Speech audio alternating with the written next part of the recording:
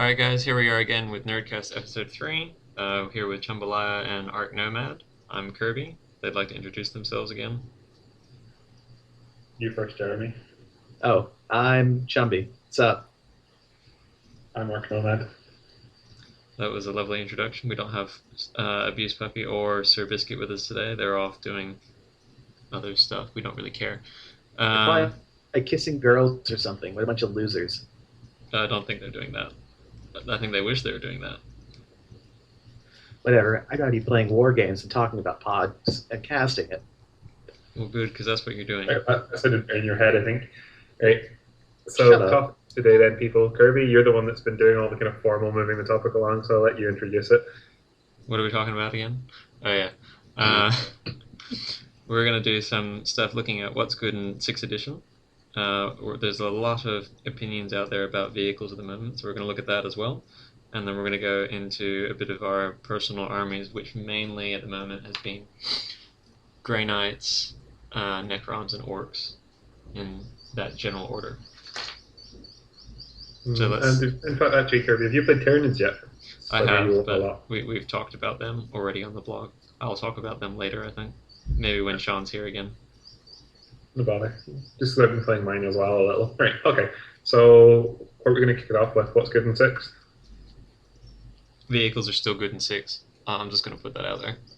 I'm gonna Would one up. I'll see your vehicles and I'll raise you lots of fearless models. That's the one thing I've noticed in the games I've played so far. Indeed. And whatever army can take lots of fearless models has gotten a nice boost. Yeah, like so Just you've say- got listen, you Tyranids mostly. And Orcs. Nids and orcs. Yeah, that's what I said. fearless. The, Orcs. Say with regards to I think for regards to Orcs, vehicles. Orcs improved more than Tyranids in this regard because Orcs actually can take allies to cover their other weaknesses. So before, Yeah. you're like, I couldn't kill tanks. Well, now you can because you have allies. Also, they have vehicles. And orcs actually, like, looters are really good anti-flyer for the cost. The problem I have with Ludus is they're just so bloody random. Yeah, they are. Like, I don't know if they're good yet. I think that needs to be tested. But for 75 points, you can do a lot worse. And then there's the cannons, which got made really good by the artillery rules. My problem with loot is besides their unreliability, it's just if you take a big enough squad to be reliable, it's got a massive footprint, and they're very sensitive to morale unless you take a 15 strong squad.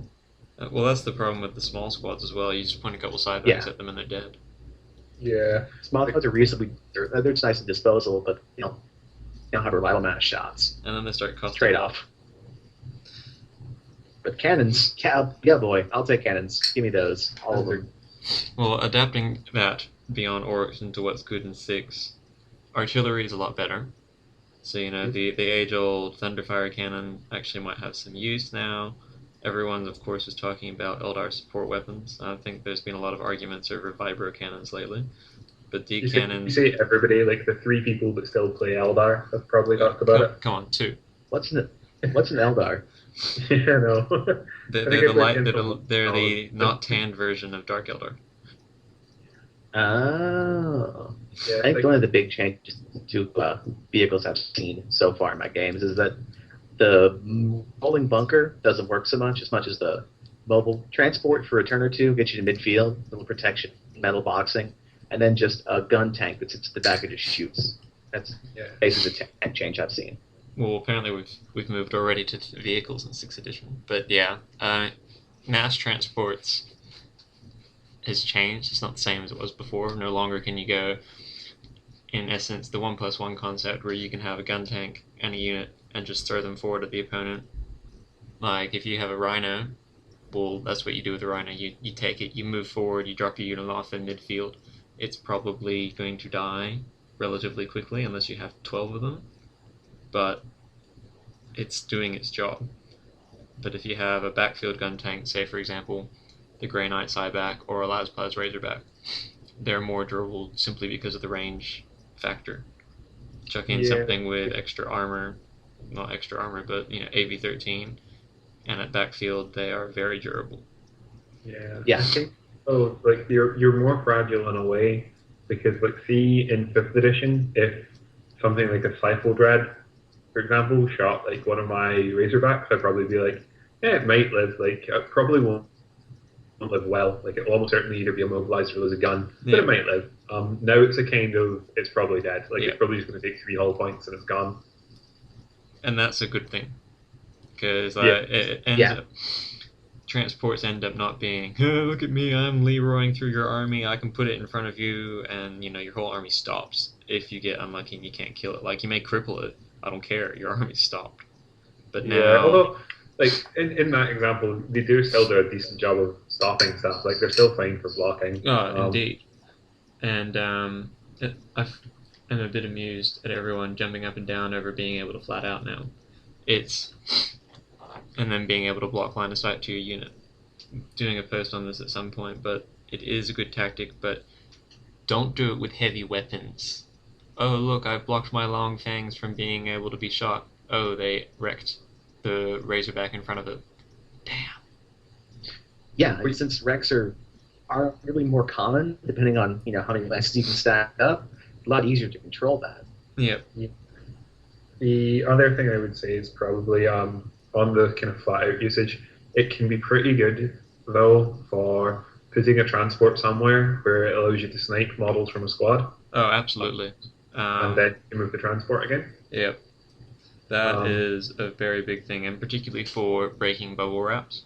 If you want to get through a bubble wrap in a very specific location, but your shooting unit is, closer to another part, you stick a transport in front of it, and you focus fire on one exact spot of the bubble wrap. Those models get removed because of how casualties are removed, unless there's a character unit in there. And then your other unit just goes through the nice little hole. Yeah. With its flat out. Maybe folks didn't miss 4th edition. It's 4th edition. Back in action. Good times. Yeah. Blasting as well. Just we're on what's good in 6th edition barrage weaponry, like manticores. The guard heavy support section, really, like, it's all very scary for sniping. Because I was having a conversation with Danny Internet, just a name drop there. And talking about how his manticores have been doing really well in 6th edition, and that they had kind of been sniping characters and stuff out from. And I said, well, yeah, but like most stuff you're going to be sniping at is probably going to have a 3-up save. Does that not hinder it a little? And he's like, well, yeah, sort of, but it's a case of, see, if Manticore lands in the middle of a unit, you still resolve all the hits from the dude under the hull. So if I land like closest to, say, somebody's librarian and cause like 6 wounds, he needs to take 6 3-ups, all causing instant death. Probably going to go down, which is a good point. Like, barrage weaponry is kind of scary. The problem, it is good, but the problem is it's unreliable. Like, you can't go, I'm going to put this on here, and then, what is it, a BS4 is about a 50% chance to hit with BS reduction on blasts? Yeah, but, like... Well, you don't get reduction. I wouldn't say it will reliably snipe characters, but it can still reliably... Like, it's still good for doing wins. The character killing thing is just probably a bonus. Yeah, fair enough. It's with blasts, with barrage in particular, you want accuracy by volume. Just take tons of the stuff. Yeah. As well, though... Something that's good in 6th edition, I'll just go ahead and say the obvious. Flyers and anti-flyer. Yeah, but just to get this point out before we move on, though, the other thing barrages do an absolute number on is if they can hurt them, they maul vehicles. Absolutely. Well, parking lots are... not even just parking lots. Like, being hit on side armor and ignoring intervening cover is brutal. Yeah, but parking lots, I think, in general, are going to be far less common. I mean, the Doom Scythe is now actually viable. You've got any blast weapon that is a high strength and low AP is going to start chewing hull points off. And how many blast weapons out there are AP2 or AP1? Quite a lot. I mean, the Vindicator... Conversion. Sorry? Conversion. But yeah. That's going to... We'll just say, like, the super scary Grey Knight Cyback stand list that gets bandied about whenever someone mentions double force organization charts. You can't fit all that on the board without running the risk of getting blasted to death. Yep. That's true. I reckon I could probably space it so that you only ever really get 2 things in one go. That's more than one thing, though. Yeah. Yeah, don't get me wrong, it's good, but I don't know, like, if I don't really care so much about losing multiple razor backs of that army. I don't know. Yeah, it's one of those things where it would, when you factor in terrain, objectives, force movement, that kind of thing, it creates traffic jams. It was bad enough in 5th. In 6th, you get punished a lot worse for it. Yeah, it's true. Another one actually on the, like, kind of what you were saying earlier about assault transports. Well, not assault transports, but like forward-moving transports. I think guard chimeras are still good. Like, I wouldn't move them forward, though. I think though, guard kind of don't really have a choice. Like, they do allies. Yeah, but I mean, I still think guard chimeras are fine. Like, I don't. Yeah, side armor 10 is a pain in the arse, for sure. But front armor 12 is still good. It's actually really. I wouldn't say I prefer it to a rank, but it's good, especially in the scenario where hull points exist. Like, having a good front armor is really good. And while it's quite easy to get side shots on chimeras, like well-placed chimeras are still no. I'm still on forward-moving chimeras. I still think they're good. And the guy I've been talking to a ton about guard is still Danny. Like, he refuses to give his chimeras up just because guard just die like in droves without them. Yeah, well, I wouldn't get rid of them, but every game that I've played where they've moved forward, it's been a lot easier to get rid of them than when they've stayed back. And I've found that, if guard are using something else to move forward, it's a different kettle of fish. I think be more cautious with you can rush a rhino up whatever you want. Be cool and turn it sideways. You get a lot more flexibility in where it goes. And you're not so worried about the contents dying horribly in a rhino. Yeah. The Chimera, the obvious armor shots are a problem. You have lots of ranged weapons, and your contents are really squishy. So you want to be a little more cautious. Hang around, grab objectives late, something like that. Yeah, but I mean, I still think I still don't think there's really a big problem with like the 40 veteran blob as well as like a company command squad moving forward in the kind of chimera wall. You probably don't want to go as far as like stretching into your opponent's deployment zone, obviously, because you'll definitely lose the chimeras by then. But I still think you can exert a lot of control in midfield. You can always do the wall with like a Russ on either side to block side armor, give you cover or something. That always works. One of the lists I was playing around with was Blood Angel. This is again at the behest of Danny. I'm so sorry for stealing all your thunder if you ever get to talk about your own army on this podcast, Danny. But one of the things he's not sorry. Don't worry. One of the things I basically flat out stole from him was the idea of allying Blood Angels. Now, I'd spoken to Kirby about this previously about how I was going to run Mephist and all the things. But Blood Angels with Mephist in the Guard Army isn't a build that I'd actually really like to try because I love Mephist. And it's got 2 Razorbacks in the army, like Blood Angel ones obviously, so they're fast. They can move around and play with the Chimera while doing the move 12 inches and fire 3 AP2 shots at 12 inches. And it means they can kind of sit in the side and deny side shots because Rhinos in a Chimera, like I played an army not dissimilar to that with Grey Knights where it was Rhinos with like mixed in with Chimeras. Rhinos are pretty good at denying side shots to those Chimeras. Particularly, it's more a case of like you can deny side shots to things like Cycle Dreads. Like you probably won't be able to deny side shots to everything, but the important stuff you can. Yeah. So I think that's probably something workable for Guard if you want to run a mechanized force. Yeah, I would agree. Having something there just to lower the weakness value of the side armor would be good, whether it's just a Hellhound with AV12 or you ally in something else. Yeah. I mean, that's what I generally saw a lot of Guard players using to protect their side armor anyways in 5th edition was a Hellhound. Yes, not everyone took 3 Vendettas. See, I still really like Trip Vendetta. I think for almost like just under 400, it's probably one of the best buys in the game. But yeah, what was the other thing? Other stuff that's good in 6th edition. What was it, Chumbalaya mentioned? Oh, Flyers, yeah. Has anyone tried Storm Ravens yet?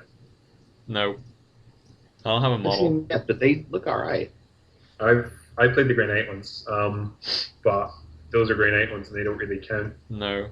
The Blood Angel Storm Raven, I think, will be a very solid inclusion. Like, I'm pretty sure I discussed this with a couple people on the box and in the comments, but the old Blood Skies combination with Storm Ravens and Mass Assault Marines, I think, will be very strong. Yes, Assault Marines are more vulnerable to light arms fire, but when you have 60 of them, you're not going to be able to drop them all, and then you've got flyer support.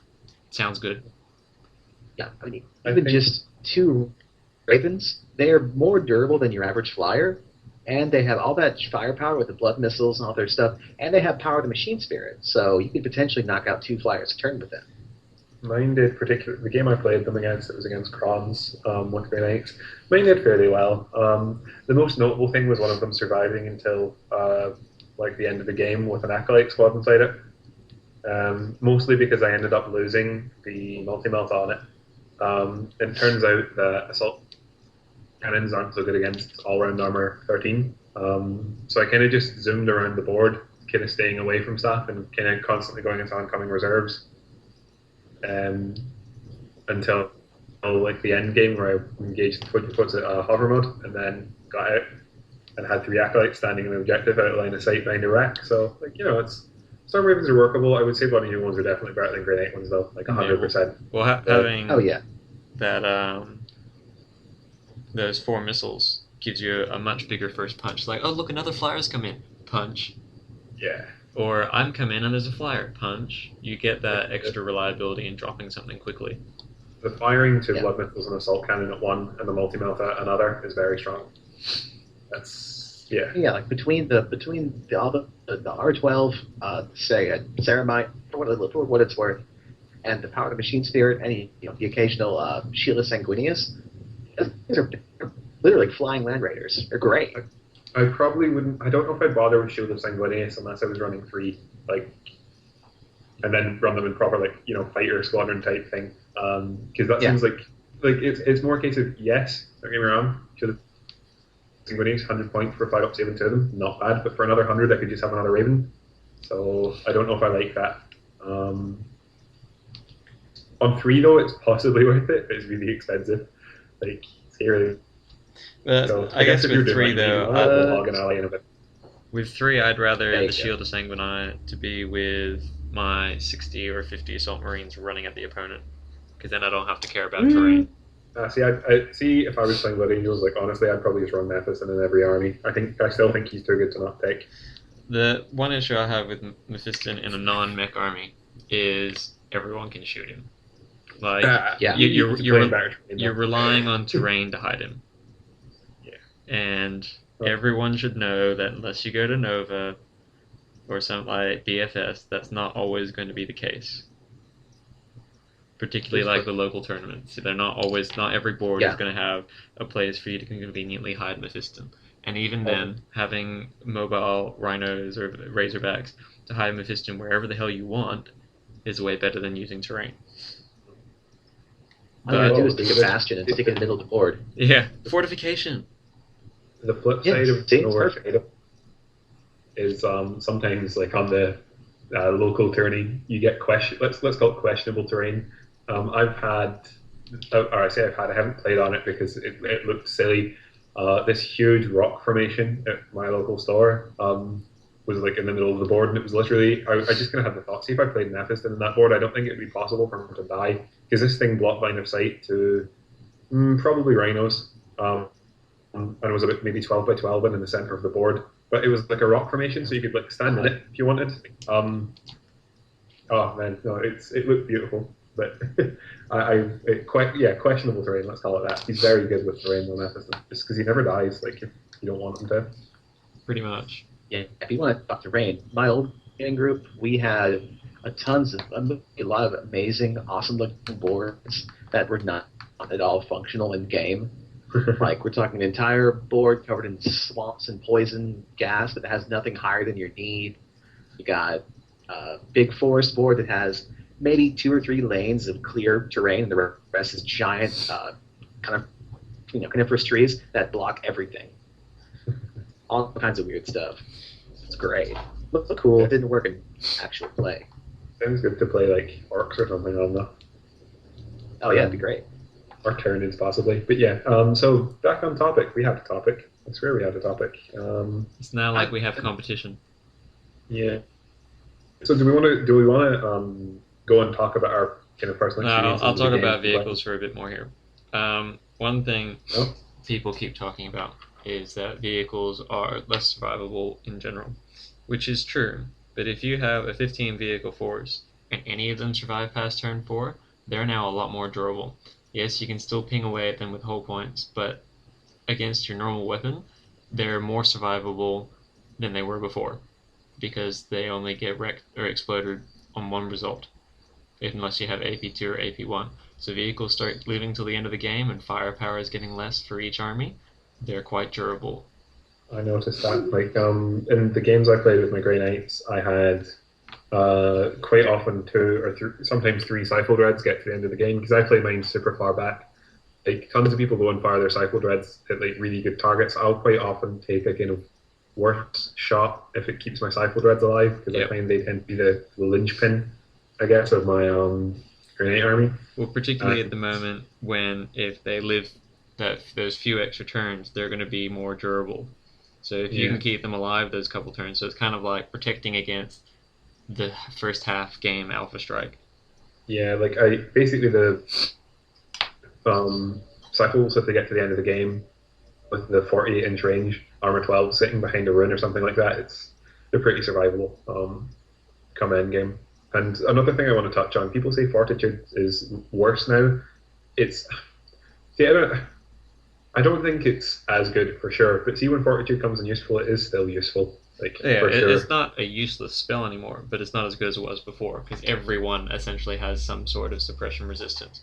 Which it's just there's let's say certain people who were on the C++ chat box saying that Fortitude was useless, and I'm like, no, it's not. I've used it a bunch in the games I've had. Like one place actually that I really, really, really was happy for it was see my Storm Raven got stunned. Always useful. Like and yeah, the always bad in my well, it's the annihilation charge gets shaken. Shut up, Chumbalai. You're disgusting. I hate Necrons. Hey Barge, suck it, nerds. Yeah, but the Storm Raven. There's no nerds here. It was a case of on stand it would have gone off. Like had it remained stand, it would have gone off the board because you have to go 18 inches straight if you get stunned on a flyer. So yeah, useful. It's still useful. It's just not as there's not as big a gap between it and the other armies. Yeah. I still think it's probably worth 5 points though, because if anything in fifth, it was horribly undercosted. Well, yeah, I always maintain that Fortitude at 5 points was fine, assuming everyone had Psychic Defense. And then, all the codex that came after it didn't have Psychic Defense, and I was like, well, it's not Matt Ward who wrote them. Then Necrons came out. That threw that in the works. But they came out with their own suppression immunity, and then 6th edition came out, and everyone kind of got a little bit. No more glancing hits in terms of suppressing anything is huge. Yeah. And that's another plus for ranged tanks in the backfield, because they're a lot harder to suppress. Yeah. It's true, for sure. Also, actually, just almost totally off topic. See what you were saying, Chum, about how a Storm Raven can only fire 2 of its missiles. Could you not fire 3 if you use Power of the Machine Spirit? Chum's missing, but probably. Yeah. I reckon so. It's random off topic. But yeah, so now can we talk about our games? Because I've got a certain few kind of recollections I want to bring up. Okay, you can talk about your games. Jeez. The Delegation Death Stars people have been talking about. They are not quite as good, I reckon, as people seem to think they are on certain places in the internet. Like, I played the Drago and 10 Paladins now in 6th edition. I've played 5-man Paladin squads and stuff. But like, I feel that the Lookout Search shenanigans are quite easy to get around. Certain things are better at getting around it than others. Like, one notable incident I had was without flanking Vendettas. The fact that Vendettas can outflank with it was amazing. But yeah, like, and that thing. And you call me a jerk. the diagram Nick Brand put up, that one on 3++ is a very good example about how to get around that crap. Yeah, I don't like it. That's one I'd like to talk about. I think though that on the whole, paladins are probably still usable. I don't think they're optimal, but I think you can definitely use them. And certain matchups you kind of automatically win by having a paladin star. So yeah, Paladins will trump non-bikers every time, every day, every time. Yeah, not bikers don't really like paladins. Not many rock builds like paladins actually. I think the one thing I will talk about. I had this conversation on Facebook last night. We were talking about good Death Stars, right? And see, one of the things I reckon makes shows that kind of going in the right direction with paladins is like as Death Star unit. Here most Lotuses have one. Paladins can shoot, and I feel that's a huge thing for most Death Stars because most Death Stars are melee based. It means that they can't really affect the game. They're not in melee. I feel because paladins have scary shooting. It helps an awful lot more in them kind of affecting the game and making an impact. Agree. Because you're not, particularly with multi-assaults being a lot harder to pull off, being able to shoot on your way in, and if there's not a good combat around, awesome. Particularly, like, you look at a lot of armies, let's take Imperial Guard and Tau, for example. If you hit them with a Space Marine squad, they die. Death Stars are just overkill. Yeah. Having a Death Star that can now shoot at you makes it still scary. Yeah. Then there's the fact that just a Death Star that can shoot has to be dealt with. A combat Death Star you can kind of avoid and throw rhinos and bait its way or whatever and knock it out for a while. But if it has guns, you have to deal with it some way. Yeah. Or just accept its firepower. I mean, it's not 600, 700 points of firepower that you could get from another army, but they're still impacting the game. Also, like other kind of sort of on topic, just if we're on paladins, divination is really good with them. Overwatching paladins at ballistic skill with hits on them is brutal. Divination also, is just really good and like really underrated. See the 4++ and vulnerable power? That is brilliant on paladins, or at least in the game I had. I was against Guard, where I was up against an awful lot of AB2 fire. The 4+ and vulnerable did work that game. Lots or if you get even just prescience with side bolts against flyers, you're going to knock sights at the sky, no problem. Well, yeah, a full strike squad with cybolts, or any full 10-man squad with cybolts is going to knock out an AV-11 vehicle. Chuck in side cannons and it becomes more reliable. Chuck in prescient, it's gone. Yeah. Really? Does it knock it out just with cybolts? Yep. So that's, you get, 3 hits, and then you need 6s? That doesn't seem like knocks out. Not against flyers, against on the ground. All right, yeah, I was like, that seems unlikely. I rig my dice. What can I say? Yeah, that's cool. Let's keep rolling sixes. That's my strategy. Don't tell anyone. Yeah, Bleep this part of the podcast. Black it out. One of the questions I'd like to put forward though, because it came up in that game when my paladins got charged by Deathwing. Can see the 4++ and vulnerable power? Do I get to stack that with my Nemesis Force Swords? No. Why? Because I said so. I don't know. I'm gonna have to check that actually. Yeah, that would be a good point. That'd be pretty disgusting. I couldn't, because with Drago and Kotias, I get 4 rolls in divination, so it's gonna come up a lot, I reckon. So they might get the new black. Wouldn't that be great? No, it's the 2++ is the new black. I need to change the blog. Yeah. Yeah, it's just a flat 4+, so I don't see why I wouldn't get it. Yeah, that seems good. Yeah. Just take halberds. That sounds legit. Don't worry about it. Okay, cool. That's fine. Just checking. Someone will complain about that. Don't worry. What have you been like? YouTube been finding then in your first games of 6th edition? Little baby steps. Baby steps. I keep having to play 5th edition. Bloody games. I love 5th edition. It's great. Well, you told me you've had like 20 games of 6th edition. You must have learned something. Picked up some. I've told everyone what I've learned. Aren't you guys listening? I played 160 games of 6th edition because I've had the rulebook since January.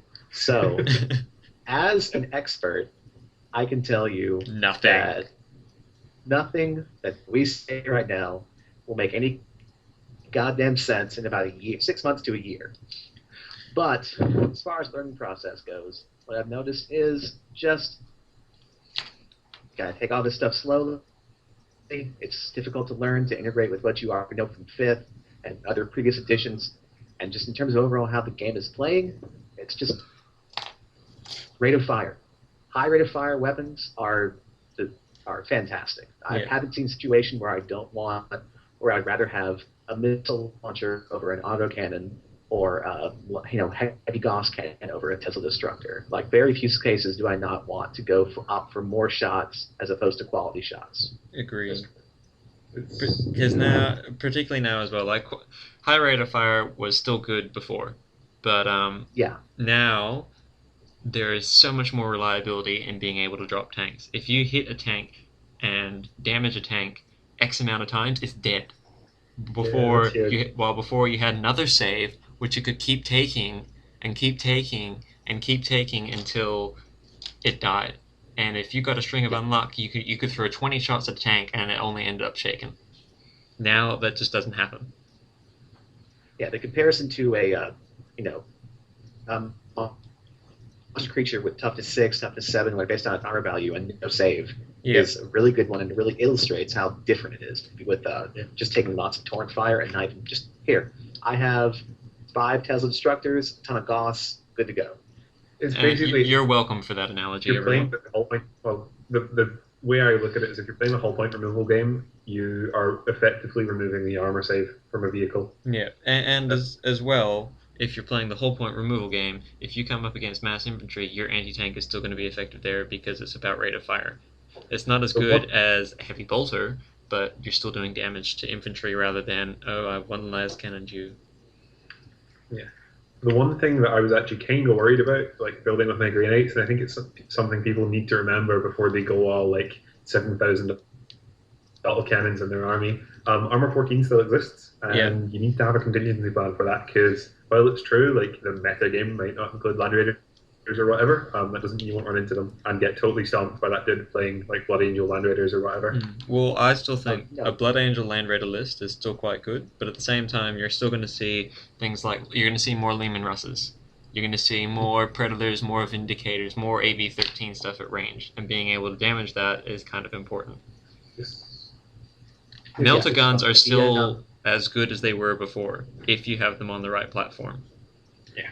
I'd say Melta guns, they haven't really changed the effectiveness at all. Like, they're still Melta guns are better because cover's less.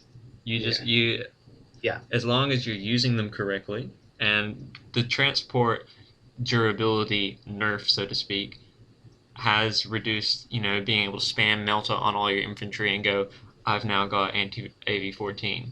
But if you have attack bikes, land speeders, a jump unit, or anything that can move quickly, like a fast vehicle skimmer or something, it's still an effective platform. Yeah. I think the change, though, where you basically need to suicide your troops to get a good range on your Melta gun, like, that's huge, obviously. Yeah. But it literally is now a suicide it's more Melta. Of the Melta bunker, the Melta guys in the vehicle, is much more reckless and suicide-y than just taking a land speeder or an attack bike. Yeah. I think, though, there's a certain element in that it hasn't changed much that you can move 6 and fire from a fire point. I think certain armies will probably still be able to play with that. Well, I did that a ton with my that's where I think Melta vets aren't going to change a lot, because if you were moving 12 and jumping out with your veterans, they were dying. What you wanted to be doing is moving a wall of AV-12 up the field and saying, once you get close to me, I'm going to Melta you from my top hatch. But if you overextend one vehicle, I can throw this 100-point unit at you, and it's going to Melta you. The one downside of that, as we discussed before, those AV-10 midfield with Chimeras, I've found makes them a lot more susceptible to being dropped through hull points. Yeah, it does. Just your basic troops, for the most part, can tear up a armor 10 vehicle just by combat. Oh, hello, crack grenades, anyone who's got them. Yeah, I was about to say, speaking of your basic troop ripping tanks apart, has anybody had some good experience yet with troops just charging into tanks and killing them? Like that? Space Marine Tacticals have wrecked a couple guard parking lots. Boys.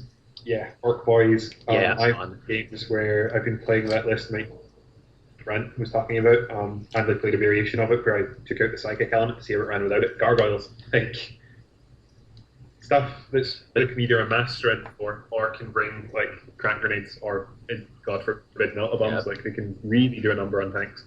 Well, yeah, The anything big Tyranid impact army wise that's of going it. to hit a tank is pretty much going to rip the tank apart because even your Termagants, they're with Furious Charge, they're getting strength 4, so they're getting the sixes, Gargoyles 6s, anything else, Raveners, Orcs. Warriors, actual monstrous creatures. Oh, look, Smash While kind we're of talking sucks. about The orcs, loss of armor gaunts, bin. and gargoyles, Well, orcs and gaunts and gargoyles using vehicles, you got Furious Charge. You can't multi-charge and get your effective anti-armor. Yes, yes, which sucks. that's a good point. It's true. Although what you can still do, which is awesome, is you can still multi-charge just to kind of hopefully block up somebody's deployment zone. Yeah, and the same old that's tactic if you ridiculous crap. can. Well, if you can stay in combat with a unit, ha ha ha ha ha. Yeah. Not moving. That's pretty much it. That is so annoying to deal with, especially now that the gargoyles only need to move 3 from the pile-in. Like it's that is a pain. What were we talking about? We were talking about our experiences so far. There's something that you guys said that reminded me of something, and I can't remember it now. What was I talking about? I don't know. Just keep talking about something else. You were talking about tactical marines ripping apart whole parking lot. Correct. Talk about how amazing I am. I don't recall that, Chummy. That is what you're always talking about. I don't think I am. that horse anymore though. Like, yeah, Silence. I know. Silence. Awkward silence.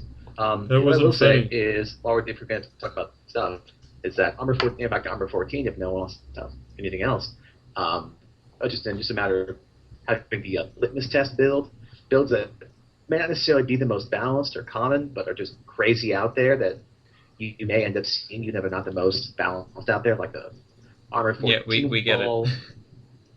So what was your litmus test build? I was going to say, just keep those things in mind. Dick. Well, thank you. Yeah. I'd say do that welcome. against a 3 or 4 Land Raider Blood Angel army. Or 180 orcs. Well, yeah, but 180 orcs might actually be common at the moment.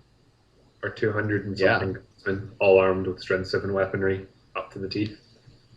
Like I'm actually kind of afraid of that build, like the tons and tons of foot guard, all with autocannon plasma gun. Lots and lots of guard and feet. Like, seriously, That scares me. what I'm going to be curious to see is whether or not this actually becomes rock paper scissors, because unless you have some mass ordnance there, you're not going to be able to deal with such armies relatively reliably. I think an assault element would help. Yeah, a fearless assault element. Yeah. We're up. Like, I don't know, if say that became common with my Grey Knights, the kind of options I've got, Purifiers, because Purifiers do a number on hordes, and allies, and I guess I could try running the Paladin and Kotiaz list, seriously, but... Well, yeah, Purifiers are your obvious answer there, but at the same time, just chucking out, it depends what allies were you using before. There goes Chummy again. Yeah. But, like, being able to add in a Manticore or Vendetta for Grey Knights isn't going to be a bad thing. No.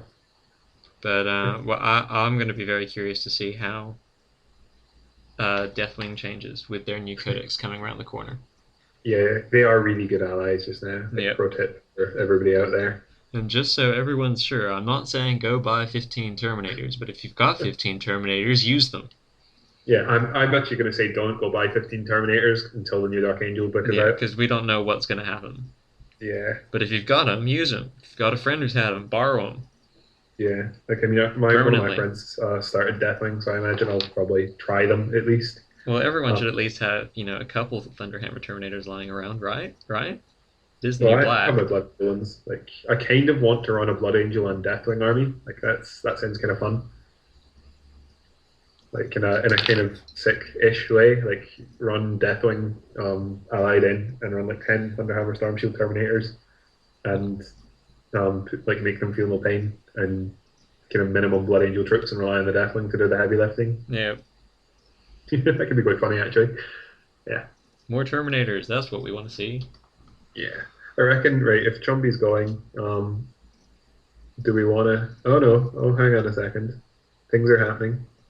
What? I think we'll wrap it up there as well. Well, Chumby's talking in Skype chat. We can edit this section out, so it's no big deal. I'm not going to edit it out. Everyone's going to listen to this. Oh, really? Oh, okay then. Fantastic. Oh, he's back. We need Trumbull Eye here so we can sign off. Yeah. Well, we'll Yeah. sign off on that because Chummy keeps dying, and we can't do it without him. He's our mojo. Well, it's okay because I have reanimation protocols. Okay, we're going. We're going. Yeah. On that, goodbye. You're welcome, Internet.